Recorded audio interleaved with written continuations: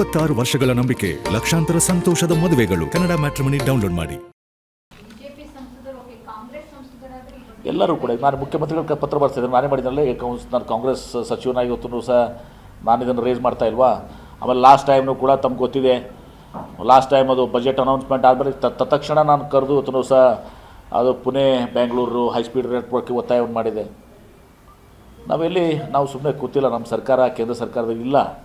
ಆದರೂ ಕೂಡ ನಮ್ಮ ಸಚಿವರು ಕೇಂದ್ರ ಸಚಿವರಿದ್ದಾರೆ, ಆಮೇಲೆ ಸಂಸದರಿದ್ದಾರೆ, ನಮ್ಮ ಸಂಸದರು ಕೂಡ್ತಾರೆ ಅದ್ರ ಜೊತೆಗೆ. ನಾನು ಹೇಳ್ತಾರೆ, ಇದರಲ್ಲಿ ರಾಜಕಾರಣ ಮಾಡುವಂಥ ಪ್ರಶ್ನೆ ಇಲ್ಲ. ನಮ್ಮ ರಾಜ್ಯಕ್ಕೆ ಅನುಕೂಲ ಆಗಬೇಕು ಅನ್ನೋ ದೃಷ್ಟಿಯಿಂದ ನಾನು ಇದು ಮಾತನ್ನು ಹೇಳ್ತಾ ಇದ್ದೀನಿ. ಹೋದ ಸಲ ನಾನು ಪುಣೆ ಬೆಂಗಳೂರು ನಾನು ಅದು ಮಾಡಿದ್ಮೇಲೆ ಮರುದಿವಸ ಇವತ್ತು ಸಹ ಕುಮಾರಸ್ವಾಮಿ ಅವರು, ಜಗದೀಶ್ ಶೆಟ್ಟರ್ ಅವರು, ಆಮೇಲೆ ನಮ್ಮ ಪ್ರಹ್ಲಾದ್ ಜೋಶಿ ಅವರು ಎಲ್ಲರೂ ಕೂಡ ಹೋಗಿ ಭೇಟಿಯಾಗಿ ಅಶ್ವಿನಿ ವೈಷ್ಣವ್ ಅವ್ರಿಗೆಲ್ಲ ಪುಣೆ ಬೆಂಗಳೂರು ಬರೀ ಕರ್ನಾಟಕ ಅಷ್ಟೇ ಅಲ್ಲ, ಮಹಾರಾಷ್ಟ್ರಕ್ಕೂ ಕೂಡ, ವೆಸ್ಟರ್ನ್ ಮಹಾರಾಷ್ಟ್ರಕ್ಕೂ ಕೂಡ ಅನುಕೂಲ ಆಗ್ತಾಯಿತ್ತು. ಹೀಗಾಗಿದ್ರಾಗ ರಾಜಕೀಯ ಮಾಡೋ ಪ್ರಶ್ನೆ ಇಲ್ಲ. ಆದರೆ ಅವು ಯಾವುದೂ ಕೂಡ ಮಟೀರಿಯಲೈಸ್ ಆಗ್ತಾಯಿಲ್ಲ. ಅದು ಪುಣೆ ಏನು ನಮ್ಮ ಬೆಂಗಳೂರು ಆಗಲಿ ಯಾವುದೂ ಕೂಡ ಮಟೀರಿಯಲೈಸ್ ಆಗಿಲ್ಲ. ಇದನ್ನು ಚತುಷ್ಪಥ ಏನು 4 ಲೇನಿಂಗಿಗೆ ಅನೌನ್ಸ್ ಮಾಡಿದ್ದಾರೆ, ಇದರಲ್ಲಿ ಒಂದೂ ಕೂಡ ಇಲ್ಲ ಅವತ್ತು ಸಹ. ಲಾಸ್ಟ್ ಹೈ ಸ್ಪೀಡ್ ನೆಟ್ವರ್ಕ್ಸ್ನು 7 ಇದು ಮಾಡಿದರು, 7ರಲ್ಲಿ ಒಂದೂ ಕೂಡ ಇಲ್ಲ. ಯಾವುದಿದಾವೆ ಅಂದರೆ ಬೆಂಗಳೂರು ಮತ್ತು ಚೆನ್ನೈ, ಬೆಂಗಳೂರು ಹೈದರಾಬಾದ್ ಆ ರಾಜ್ಯಕ್ಕೆ ಅನುಕೂಲ ಆಗ್ತದೆ. ನಮ್ಮಲ್ಲಿ 100 ಕಿಲೋಮೀಟರ್ಸು ಅದಕ್ಕೆ ಆಗೋದಲ್ಲ, ಅದು ಅವರಿಗೆ ಅನುಕೂಲ ಅದಕ್ಕೆ, ಆ ರಾಜ್ಯಗಳಿಗೆ ಅನುಕೂಲ. ಆದರೆ ನಮಗೆ ಅದರಿಂದ ಜಾಸ್ತಿ ಪ್ರಯೋಜನ ಇಲ್ಲ. ನಮಗೆ ಪ್ರಯೋಜನ ಆಗಬೇಕಂದ್ರೆ ಪುನಾ ಟು ಬ್ಯಾಂಗ್ಳೂರು, ಯಾಕಂದ್ರೆ ಮುಂಬೈ ಪುಣೆ ಈಗಾಗಲೇ ಹೈಸ್ಪೀಡ್ ನೆಟ್ವರ್ಕ್ ಅದು ರೋಡ್ ನೆಟ್ವರ್ಕ್ನಲ್ಲಿದೆ. ಅದ್ರ ಜೊತೆಗೆ ಇದೊಂದು ಆಗಿಬಿಟ್ರೆ ಗ್ರೀನ್ಫೀಲ್ಡು ಆಗಿಬಿಟ್ರೆ ನಮಗೆ ವೆಸ್ಟರ್ನ್ ಮಹಾರಾಷ್ಟ್ರ ಬಂದ ಬೆಳಗಾವಿ, ಉತ್ತರ ಕರ್ನಾಟಕ, ಸೆಂಟ್ರಲ್ ಕರ್ನಾಟಕ ಇಲ್ಲಿ ಬಂದು ಮತ್ತು ಅದನ್ನು ಮುಂದುವರ್ಸ್ಕೊಂಡು ಮೈಸೂರಿಗೂ ಕೂಡ ಒಯ್ಬೋದು. ಮೈಸೂರುವರೆಗೂ ಕೂಡ ನಾವು ಅದನ್ನು ತೆಗೆದುಕೊಂಡು ಹೋಗುವಂಥ ಸಾಧ್ಯತೆಗಳು ಇವತ್ತು ಸಹ ಇದ್ದಾವೆ. ಆ ಕೆಲಸ ಆಗಬೇಕು.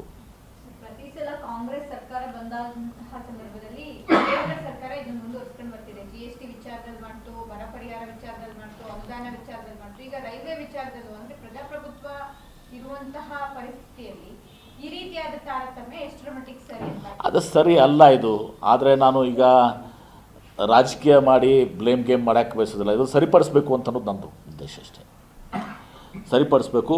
ಮುಖ್ಯಮಂತ್ರಿಗಳಿದ್ದು ಕೂಡ ಪತ್ರ ಬರೆಸ್ತೀವಿ, ಸಚಿವರಿಗೆ ಹೋಗಿ ಭೇಟಿ ಆಗುವಂಥದ್ದು ಕೆಲಸ ಆಗ್ತದೆ. ರಾಜ್ಯಕ್ಕೆ ಅನುಕೂಲ ಆಗಬೇಕು. ಹೋದ ಸಲ ನಾನು ಹೇಳಿದ್ದೀನಲ್ಲ, ಹೋದ ಸಲ ನಾನು ಮುಂಬೈ ಪುನಾ ಟು ಬ್ಯಾಂಗ್ಳೂರು ಇದು ಮಾಡಿದಾಗ ಉಳಿದವರು ಕೂಡ ಸ್ಪಂದನೆ ಮಾಡಿದರು, ಹೋಗಿ ಹೇಳಿದರು. ಅದರಿಂದ ಏನೂ ಕೂಡ ಸಕಾರಾತ್ಮಕವಾದಂಥ ಹೆಜ್ಜೆಗಳ ಇವತ್ತು ಸಹ ಕಂಡಿಲ್ಲ ನಮಗೆ. ತಾವು ಮತ್ತೆ ಕೇಂದ್ರ ಸಚಿವರು ಕೂಡ ಇದ್ದಾರೆ ಸರ್, ಕುಮಾರಸ್ವಾಮಿ ಇವರೆಲ್ಲ ಇದ್ದಾರೆ.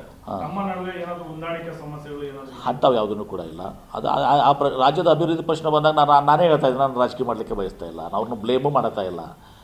ಈಗ ವಾಸಲ ಆದಾಗೂ ಕೂಡ ಅವರು ಕೂಡ ಅದನ್ನು ಅರ್ಥೈಸ್ಕೊಂಡು ಹೋಗಿ ಹೇಳಿದಾರಲ್ಲ, ಮಟೀರಿಯಲೈಸ್ ಆಗಲಿಲ್ಲ. ಅವರು ಹೋಗಿ ಅದರ ಸಲುವಾಗಿ ಪರವಾಗಿ ಇವತ್ತು ಸಹ ಮಾತನಾಡಿದರು. ಅಶ್ವಿನಿ ವೈಷ್ಣವ್ ಭೇಟಿ ಆಗಿದ್ರು, ಕುಮಾರಸ್ವಾಮಿ ಅವರು ಭೇಟಾದರು, ಶೆಟ್ಟರ್ ಅವರು ಭೇಟಾದರು, ಪ್ರಹ್ಲಾದ್ ಜೋಶಿ ಅವರು ಭೇಟಾದರು, ಎಲ್ಲರೂ ಹೋಗಿ ಭೇಟಿಯಾಗಿ ಹೇಳಿದರು. ಆದರೆ ಅದು ಫರ್ದರ್ ಏನೂ ಆ್ಯಕ್ಷನ್ ಆಗಿಲ್ಲ.